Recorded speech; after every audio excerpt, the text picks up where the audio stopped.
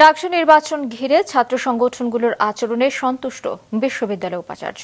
সকালে টিএসসিতে এক অনুষ্ঠান শেষে তিনি বলেন, সবার মনোভাব সহযোগিতাপূর্ণ।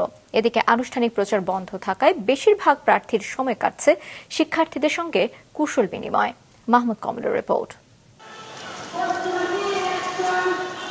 25 আগস্ট পর্যন্ত বন্ধ ডাকসু নির্বাচনের প্রার্থীদের প্রচার।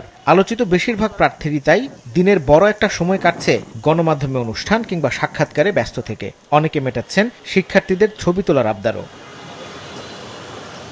ভোট চাওয়া নিষেধ থাকায় বিভিন্ন প্যানেল প্রার্থীরা নিয়েছেন ভিন্ন কৌশল।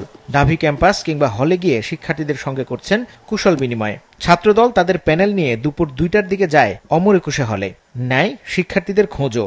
বিকেলে কেন্দ্রীয় গ্রন্থাগারের সামনে গণমাধ্যমের সঙ্গে কথা বলেন ছাত্র শিবির সমর্থিত ঐক্যবদ্ধ শিক্ষার্থী জোটের নেতারা। আমাদের বন্ধুপ্রতিম অথবা প্রতিপক্ষরা তারা আমাদেরকে আদর্শিকভাবে আমাদের কাজের মাধ্যমে মেধার মাধ্যমে তারা আমাদেরকে মোকাবেলা করতে না পেরে তারা ক্রমাগত আমাদের বিরুদ্ধে প্রপাগান্ডা করছে, আমাদের বন্ধুদের বিরুদ্ধে সাইবার বুলিং করছে। আমরা সবাইকে আহ্বান করছি, আসেন এই ধরনের কাদা ছড়াছড়ি আমরা বন্ধ করি, আমরা প্রতিযোগিতা করি, আমরা মেধার চর্চা করি, আমরা আইডিয়ার প্রতিযোগিতা করি, আমরা শিক্ষার্থীদেরকে আমরা আগামী ঢাকা বিশ্ববিদ্যালয় কেমন বিনির্মাণ করতে চাই সেই আইডিয়াগুলো আমরা বিশ্ববিদ্যালয়ের শিক্ষার্থীদের সামনে আমরা পেশ করি।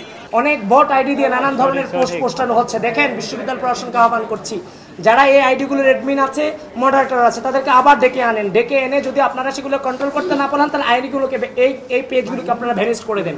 কারণ বিভিন্ন বক্তব্য কাট করে করে বিভিন্ন জায়গা থেকে নিয়ে প্রার্থীদের বিরুদ্ধে যেভাবে অপপ্রচারে লিপ্ত হচ্ছে, রাজনৈতিকভাবে মোকাবেলা করতে ব্যর্থ হয়ে, এভাবে যদি চলতে থাকে লেভেল প্লেইং ফিল্ড ক্ষুণ্ণ অলরেডি হচ্ছে, সামনেও হতেই থাকবে। আর বিশেষ করে মেয়েদের হল, আমি রুকেয়া হল থেকে যে তথ্য আমি পেয়েছি, রুকেয়া হলে আমাদের যে প্যানেল আছে সেই প্যানেলের মেয়েদেরকে যথেষ্ট ডিস্টার্ব করছে প্রতিপক্ষরা। অ্যানোনিমাস ভোট আইডি দিয়ে আমার বিরুদ্ধে আপনি এগেনস্টে পোস্ট দিবেন, আবার আমি যখন তার এগেনস্টে হচ্ছে যে পোস্ট দিচ্ছি, সত্যটা তুলে ধরার চেষ্টা করতেছি, আমার পোস্টটাকে আপনি ডিরেক্ট ডিলিট করে দিচ্ছেন। ভাই, এভাবে তো নির্বাচনী পরিবেশ হয় না ভাই। শিক্ষার্থীদের যে স্বতঃস্ফূর্ত এই আবেদন, এটাকে তারা আর বাধা দিতে পারতেছে না। এখন তারা তাদের সেই বলয়টাকে দিয়ে সূক্ষ্মভাবে বানচাল করা এবং তাদের যারা লোক আছে তাদেরকে জিতিয়ে নিয়ে আসে, সেই জন্য তারা আসলে কাজ করতেছে। আমি আসলে কাউকে আমার সেরকম প্রতিদ্বন্দ্বী মনে করছি না। শিক্ষার্থীদের জায়গা থেকে তারা অবশ্যই, আমি মনে করি যে যারা এই ক্যান্ডিডেট হবেন তাদের প্রত্যেকেরই অতীত, বর্তমান এবং ভবিষ্যৎ ভীষণ, এবং তারা সমালোচনা আছে কিনা তাদের, এবং তাদের উপরে বিশ্বাস রাখা যায় কিনা, ভরসা রাখা যায় কিনা, এই সকল কিছু বিবেচনা করে আসলে ভোট দিবেন। হলের পরিবেশ, এটা হচ্ছে প্রথম ব্যাপার। হলের পরিবেশ যত সুন্দর হবে, সেই ব্যাপারটা হচ্ছে আপনার ছাত্ররা সেখানে ফ্যামিলিতে থাকার মতো যে পরিবেশ সেটা পাবে। যারা বিপি ক্যান্ডিডেট আছেন তারা হচ্ছে একটু রিডিং রুমের ব্যাপারটা কষাস হবেন। আগে তো রাজনীতি ছিল, মাঝে অফ করে দিছে, এখন দেখা যাচ্ছে যে আবার রাজনীতির একটা শুরু হইতে যাচ্ছে। তো এই জিনিসগুলো যাতে না হয়, রাজনীতিটা যাতে এইখানে অ্যাটলিস্ট ভার্সিটিতে যাতে অফ থাকে, সেদিকে তাদের খেয়াল রাখা উচিত। এদিকে সকালে টিএসসিতে এক অনুষ্ঠান শেষে সাংবাদিকদের ঢাবি উপাচার্য জানান, এখনো পর্যন্ত ছাত্র সংগঠনগুলোর আচরণ আশাব্যঞ্জক। সবার মনোভাব সহযোগিতাপূর্ণ, এর অন্যথা হলে জনসম্মুখে জানিয়ে দেওয়া হবে।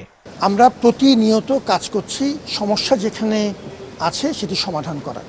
এখন পর্যন্ত আমাদের ছাত্র সংগঠনগুলো যে আচরণ করেছে তাতে আমরা আশাবাদী। এই আয়োজনে সবাই যতক্ষণ আমার হাত ধরে থাকবেন ততক্ষণ আমি মাঠে থাকব।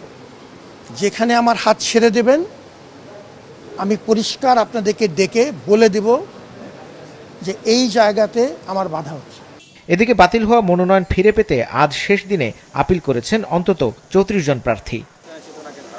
মাহমুদ কমল, মাছরাঙা সংবাদ, ঢাকা।